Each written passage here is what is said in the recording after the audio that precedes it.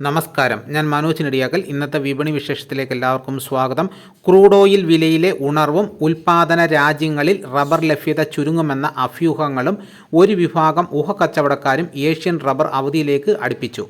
ഈ അവസരത്തിൽ വിനിമയ വിപണിയിൽ ജപ്പാനീസ് യെൻ ശക്തമായ നിലയിലേക്ക് ചുവടുവച്ചത് വിദേശ നിക്ഷേപകരെ റബ്ബറിൽ നിന്നും അകറ്റി. ഒസാക്ക എക്സ്ചേഞ്ചിൽ റബ്ബർ കിലോ 325 യെന്നിൽ നിന്നും 332 യെൻ വരെ കയറി. ബാങ്കോക്കിൽ ഷീറ്റ് വില 193 രൂപ. കൊച്ചിയിൽ 4ാം ഗ്രേഡ് 183 രൂപയിൽ വിപണനം നടന്നു. വിൽപ്പനയിൽ നിന്ന് വിട്ടുനിന്ന് കുരുമുളക് കർഷകർ. വെളിച്ചെണ്ണ വിലയിലും ഇടിവ്.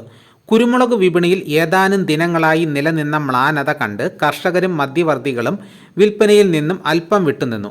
കാലാവസ്ഥ വ്യതിയാനങ്ങൾ നിമിത്തം അടുത്ത സീസണിൽ ഉൽപ്പാദനം ചുരുങ്ങുമെന്ന സൂചന സ്റ്റോക്ക് വിറ്റുമാറുന്നതിൽ നിന്നും ഒരു വിഭാഗം കർഷകരെ പിന്തിരിപ്പിച്ചു. ഇതിനിടയിൽ ലഭ്യത ചുരുങ്ങിയതോടെ വില ഉയർത്താതെ മറ്റ് മാർഗങ്ങളില്ലെന്ന് തിരിച്ചറിവിൽ ഉത്തരേന്ത്യൻ വാങ്ങലുകാർ നിരക്ക് ഇന്ന് വർദ്ധിപ്പിച്ചു.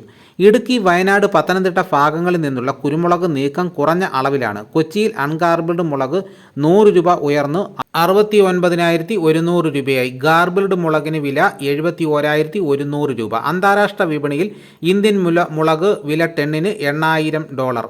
തമിഴ്നാട്ടിലെ വൻകിട മില്ലുകാർ കൊപ്ര സംഭരണം കുറച്ചതിനാൽ കിൻഡലിന് 300 രൂപ ഇടിഞ്ഞ് 17,700 രൂപയായി.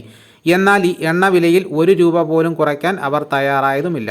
കൈവശമുള്ള വെളിച്ചെണ്ണയ്ക്ക് ഏറ്റവും ഉയർന്ന വില ക്രിസ്മസ് വേളയിൽ ഉറപ്പുവരുത്താനാവുമെന്ന് കണക്കുകൂട്ടലാണ് മില്ലുകാർ.